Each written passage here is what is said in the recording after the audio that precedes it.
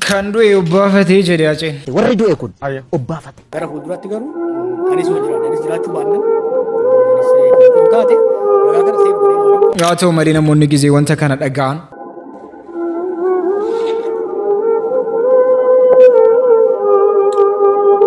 Joowar takka arrabsanii waan fedhan godhanii kanatti natti dhagaameen beeku. Oorotaa dhaamsi kun waan akka qalbiitti ilaallu miti. Dhaamsi kun maaliif dhaammatee maaliif jechoota akkasaa sana fayyadamee gaafii jettuun keessa kootitti uumee imimmaan koona buuseeti. Jawaar sababiin isaanii dura maay wanta kana akka inni haasa'u kan godhes maay. Egaa Jawaar ajjecha Moo'iboon ajjeefamuu Moo'iboon booda nama saaxilee nama Moo'iboon ajjeese saaxilee ture dhengadda. Miistira yookaan iccitii danuu jiru sana baasaa jira. Faayilii danuu harka isaa keessa jira. Faayilii sana yoo baasee uummanni keenya adda wal qoodee gatiin wal nyaachuu danda'u jenaan. Wanti kun dhokfamee taa'uu qabama jedhamee qabamee ture. Amma garuu tokko tokkoon isaan ni baatu jirutu uummata keenya wal nyaachisaa jira. Nu garuu gizee kana maal godhaa jira? Gilii lakkaqaa singilii. Singili lakaka singili idili singabu idiri jalaleen to matani lili fowadi jalatti zilzili nchireshe ganama firfiri ibsi sarginja tokikili kuda shanni dugdi singili manasin bondiya chogaran luke sam sirri kaka wayo kaka dugda ko kaka dugda ko gara ko misiri sayatu antari sayatu tira garu wanta nyaatamu kana irratti xiyyeeffannoo godhaa jirtu ijoolleen durba dhugaa rabbicha Ameerikaatti daabboo akkamiin nyaataa turre beektu Ameerikaatti daabboo kana nyaataa turre bek softii fakkaatti gizee biyya keenyatti immoo ijoolleen keenya hojjetu gizee ati hojjettu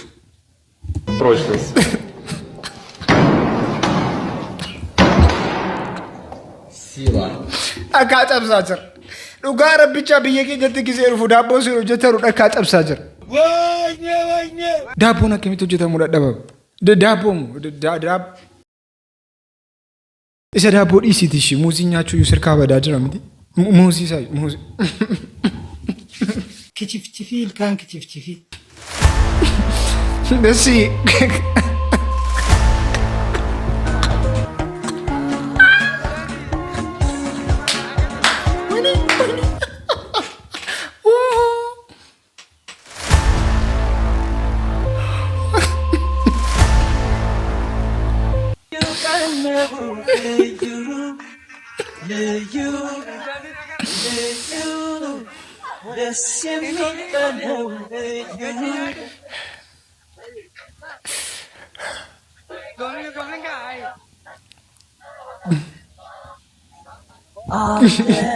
nuuf daabboo jechuu dadhabdanii san garuu muuzii nu binne nyaattu.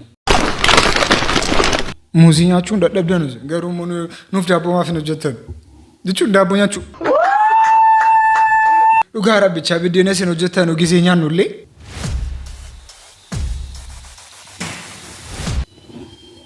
Eshi nyaannir.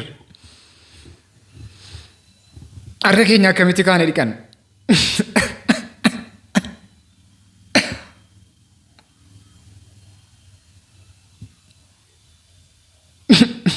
Oruuta bakka nu danda'a waan akkasii keessa jira kaane harka dhiqachuu dadhaba keessattuu ijoolleen dhiiraa amma yeroo kana keessatti. Itu wanti kun hariin jiru immoo isa isin nu ajjeesuudha jettanu biddeena kana hojjettanii shakka jechuun yoo isin dabbare nutti himaa dhugaa rabbicha. maalan ta'e jettu Nashi biddeena akkamiiti kun?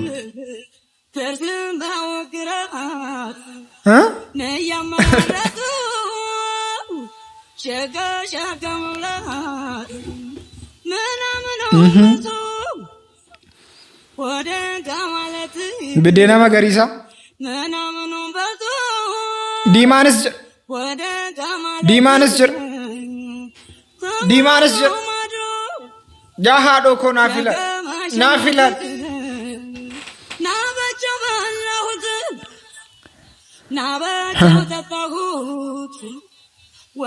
Itu adiin jiraate bandiraa Oromiyaa gurraachis hin barbaachisa gatii ta'e nan ta'unis.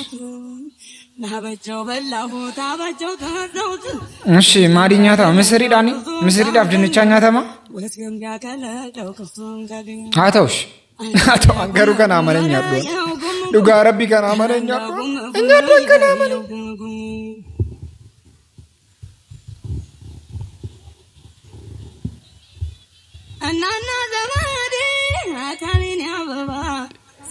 Kana amanenya adwa no ruta. Kana amanenya adwa.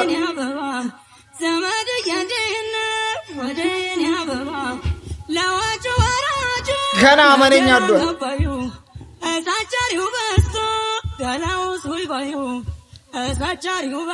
Koi drosina.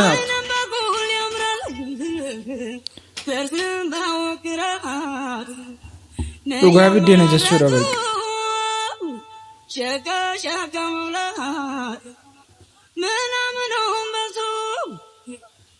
Biddeenuma dhugaa. Dhugaa biddeenuma. Hoorotaa biddeenuma. Maaliin hojjetaa jirtu garuu? Isin dabbarrees nutti hima. Abbaa manaa godhu. Surprise! Nampadika. Maal argite? Maal laalaa jirta? Suuraa keessan. Isheen yaadha warraa kooti. Adii hiriyaa koodha. Maal yaaddeetu garuu? Suuraa keessan. Hin bareedu. Maa inni reekuun? Rakkisa. Na rifatina kanattis. Anaan geessa irraa kami maaloo?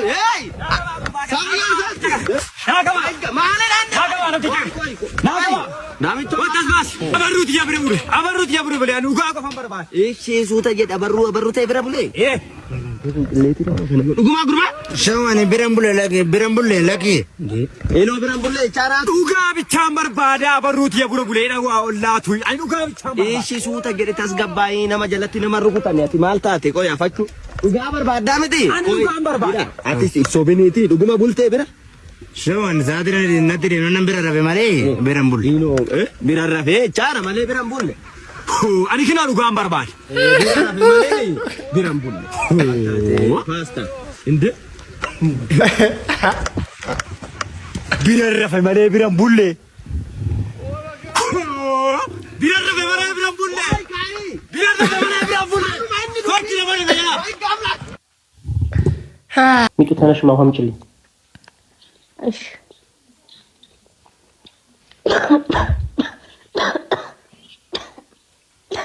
ምን ነሽ አንቺ? ምን ነሽ ሚጡ? ቆይ ኋላ እንዳልሽ አንቺ ውሃ አምጪልኝ አላልከኝም? ጠጣ ይሁን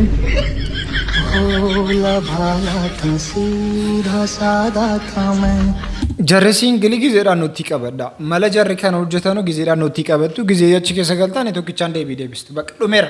Roobni guddaan ergii sooriin booda warqiiwwan haree karaarra deemaa ture.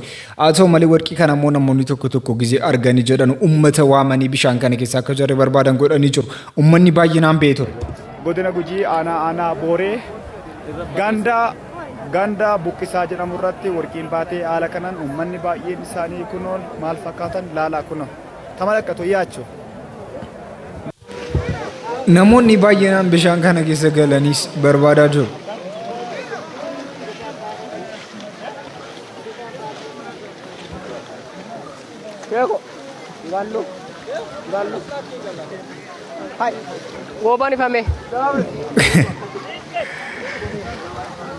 Warqiin akka kanaatti ni argama. Dhugaa ni argama akka kanaatti barbaadamee kan jiru. Gaaffii guddaadha. Garuu mala saayinsawaatiin warqii haala salphaatiin argamuun akka danda'amus kan beekan tokko immoo maashinii fudhatanii deemanii turan.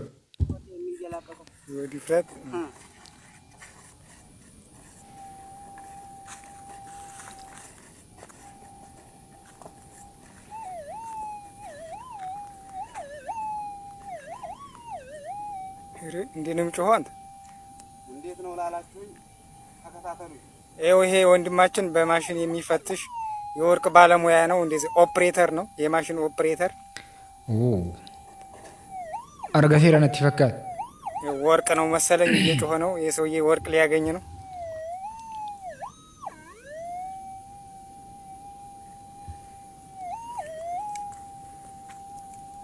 እንደዚህ አፈሩን እያካፈልን ይሄው ወርቅ ነው።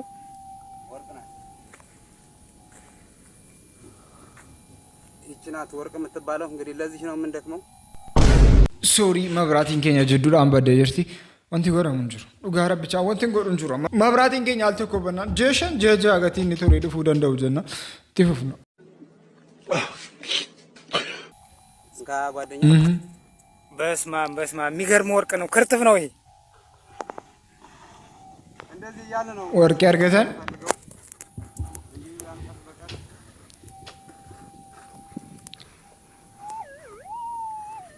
አሁንም አገኘ።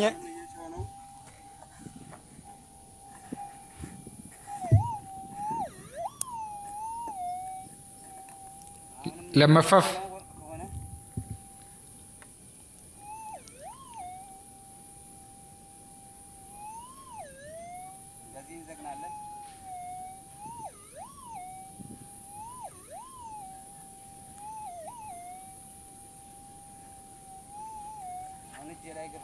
አሁንም ወርቅ ነው። እናያለን በጋራ እናይና መረጃው ይደርሳል። አዎ ወርቅ ነው። ራራራራ የሚገርም ወርቅ ነው። አይዋ yeroo lammaffaf warqii argatee jira. Warqiin haala kanaan uummanni keenya akka inni argataa jirus dhagaa jirra. Haa ta'u malee miini kun birrii meeqaan bitama jedhee gaafadheen ture. Birrii miiliyoona 2 oliin akka inni bitamu simanii jiru. Namoonni keenya osoo kana qabaatanii baddaa sana keessa fiiganii warqii ni barbaadu kan jedhu immoo akka gaaffiitti waan ka'uu danda'u. Udduun qabattee xaawulaa kana natti qabdi. Eenyuun na seeta? Waan reetti jecha turbaate fakkaattu kan. Baigadi jazba. Kana yaa keessa qaala arge warran fuudheen hin bagame malee. Xaawulaa kana ta'e wallahi waliin galu. Dhugaa rabbicha namoonni akka kana jettanii warra ari'atan ofiigaa. Warra akka barbaaddeetaatu sibiratti akka sabii ta'uu qabdi. Sibiratti sabii dhaaggade akka sanaatti qananii qabdi. Yoo akka sanaan taane atabbaa mana sirriidhaan jedhamti. Tikkeettiin dursumasinaa kutamee quraana natti qaraanii guddaa waan haakennanii naasiriin quraana. Tikkeetti darsomansi si kutanii jennaan biyya si darbanii biyya namni as deebisu hin jiru akka lalle jettan gani. Biyya si darbanii sirra cufuu edan. Akkamitti ati lubu? Tikkeetti si muranii biyya galtee yaalamtee deebita ziirii si keessa baafna jedhanii biyya si darbuu edan. Taamma jirtu tunu hin jirtu yaa Ahmadiin ki. Waayifaayiin hin jiru biyya yoo galte. Daataan hin jiru. Amma silaa biyyiin bira ni geetta. Maaliif jennaan nama biyya keetiif uummata keetiif aarsaa kanfalaa dhufee hamma wayii biyya ni geetta. Yoo biyya geette haga biyyiin bira geettuufuyyuu hedduu aarsaa guddaa si gaafata.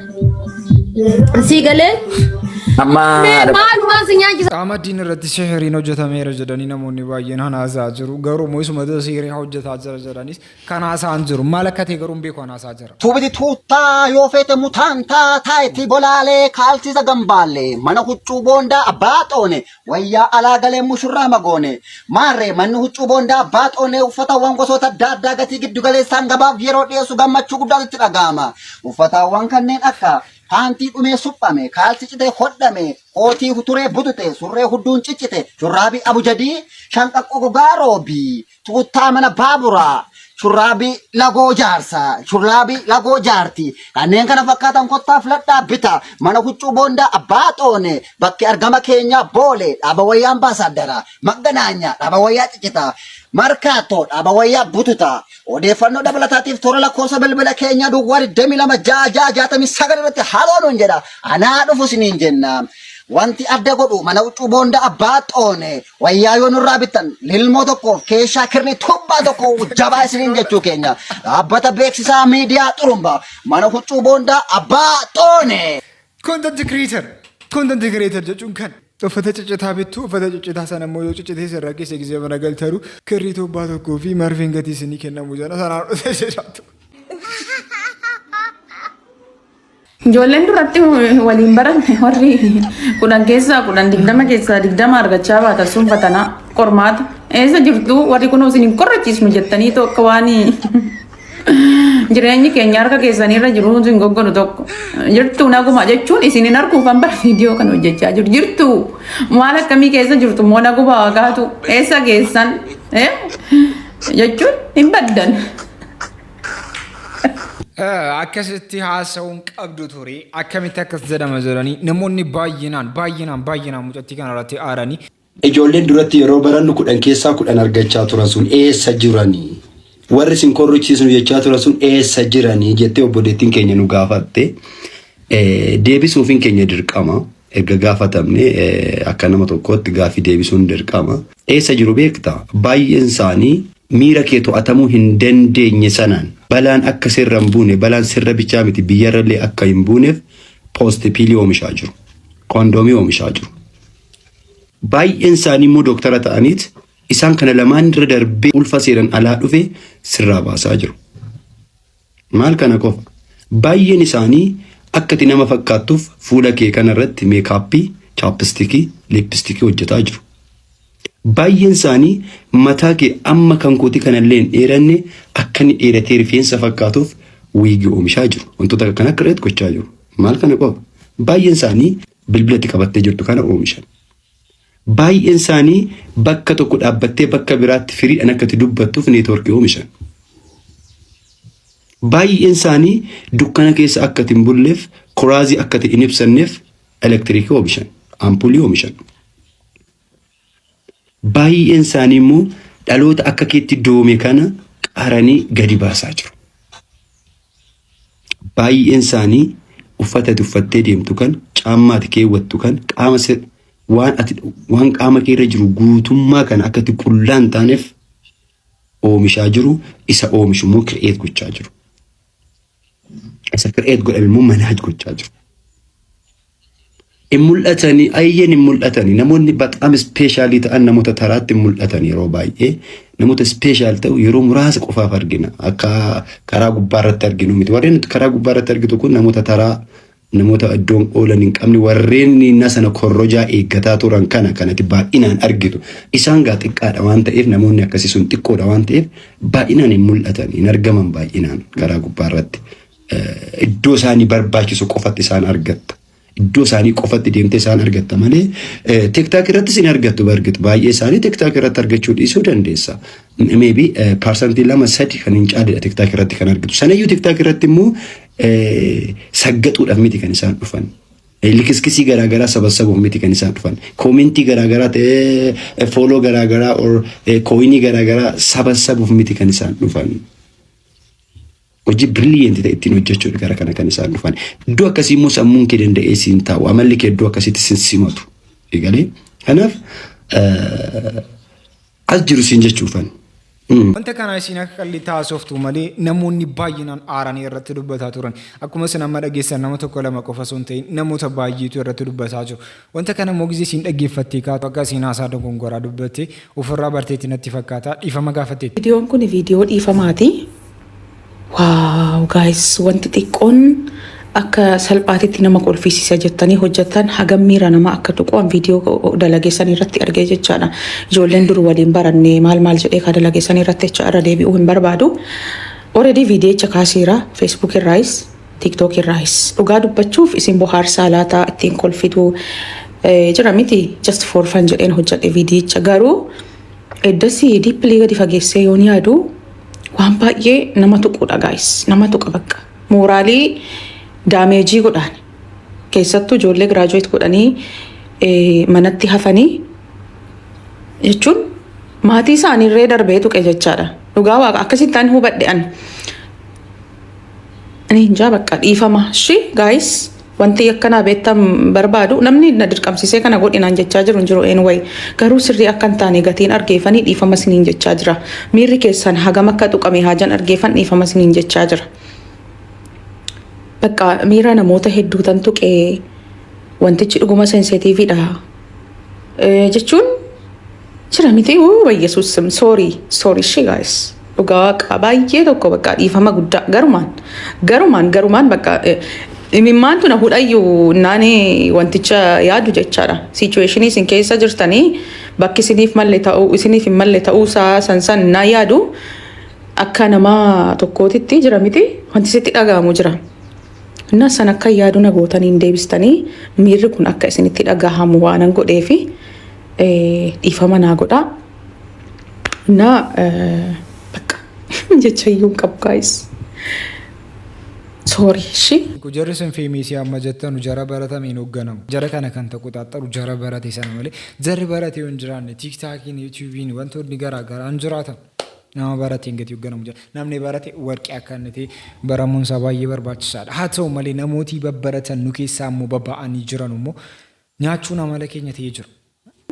Anis yoon jiraadhe anis jiraachuu baannan yoon anis kan kutu taate ragaa kana seef godhee waan kaa'uuf. Maaliif akka jecha akkanaa fayyadame? Baay'ee natti dhaga'ama.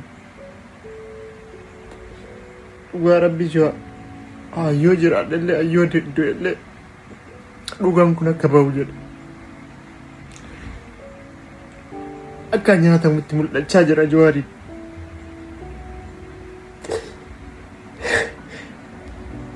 Dhugaa rabbi inni osoo jiru birmachuu fi qabne.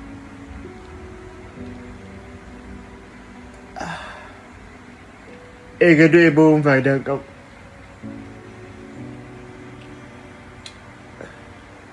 Takkaan Jawaariif jedhee boo'ee hin beeku. Garuu jecha inni Mooyiboon Baqqalaa irratti dubbate kana argee baay'ee garaa na nyaata.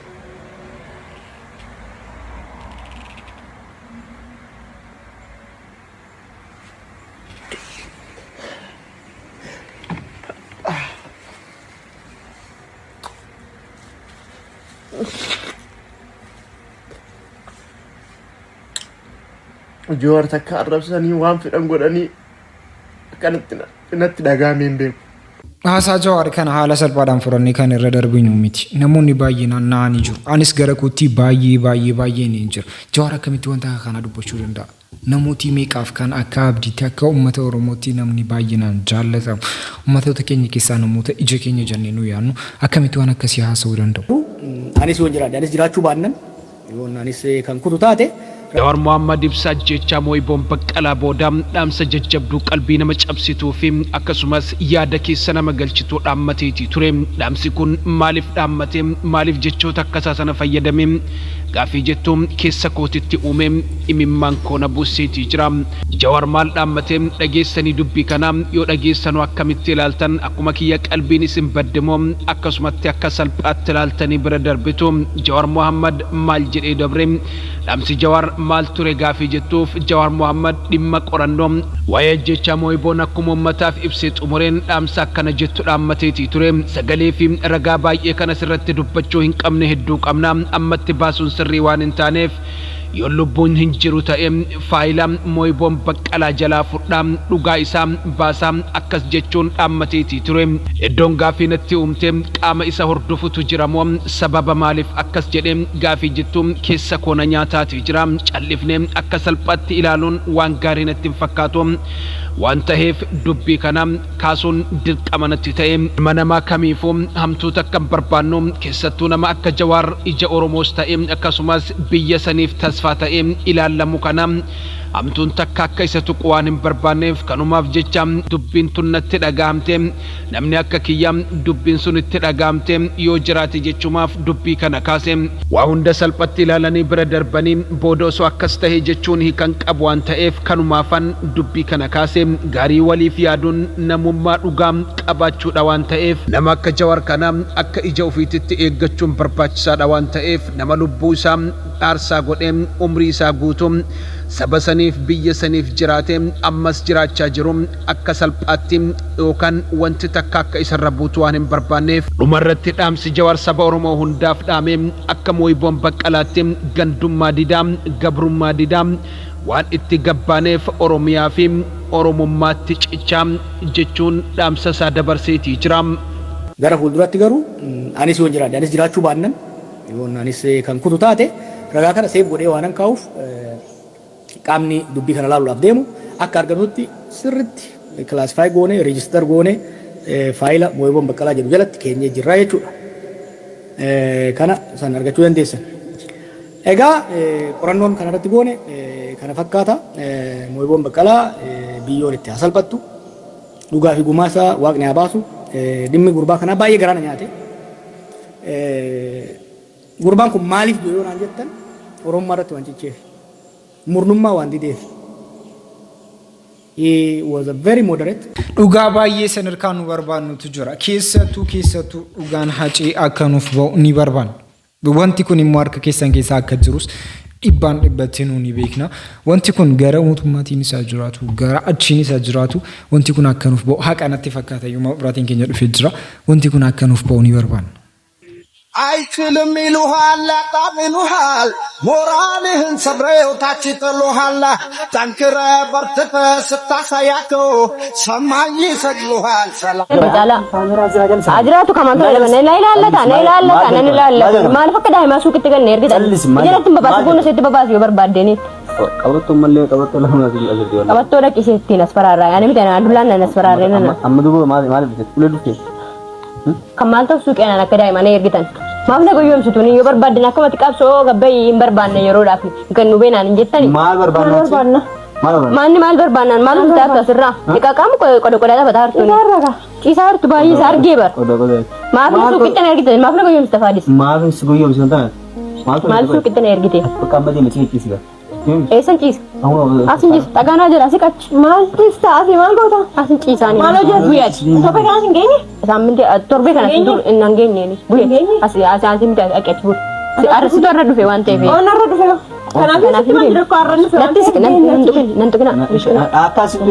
በኪንጋም አይኒ ወጅን ጭስተኑ ለመሞረኩን ቀቡ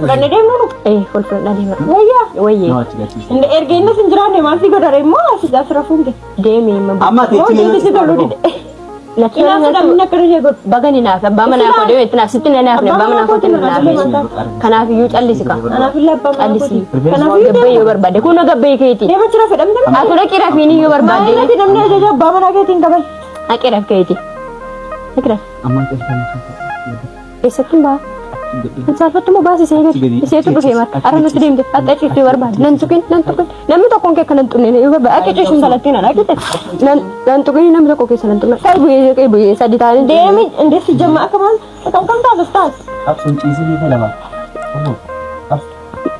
mal tayna jittu chisun dandu sedem jara gabbe sinne never esatin gabba ati mi hukum shahara dufte ma kanafi ara dufte wante dem tat kanafi yu demi singenya si ko peser klasi akana mas ka bajene ke si ko peser na kana jere na sik mesti ke strazina lagi ne strazina o strazina yes asga ba me ka strazi dayes amma ha gode ab sorage rasina ke kana gode numadu amma kana bultoti wallahi hare esambulani abbama na ko re sitine yerme sitine wan ko barra ka mana borre ko la klasin bute asra ko nan dandane kana fi sikirsh na kana gadi si trasna sikasa ke babadan jura singalet yakka ada mana kabu enyutu ada mana finjata ara shin si akabu tumte sente bar tumte sente ko ke chufte sente bar ati sikko amma sikko wanti si enjiro enyutu ya fi enjiro na ja bias pana kona jallate sene bar na jallate de si ko jallate lada inni kantu kuna ravin kada tarima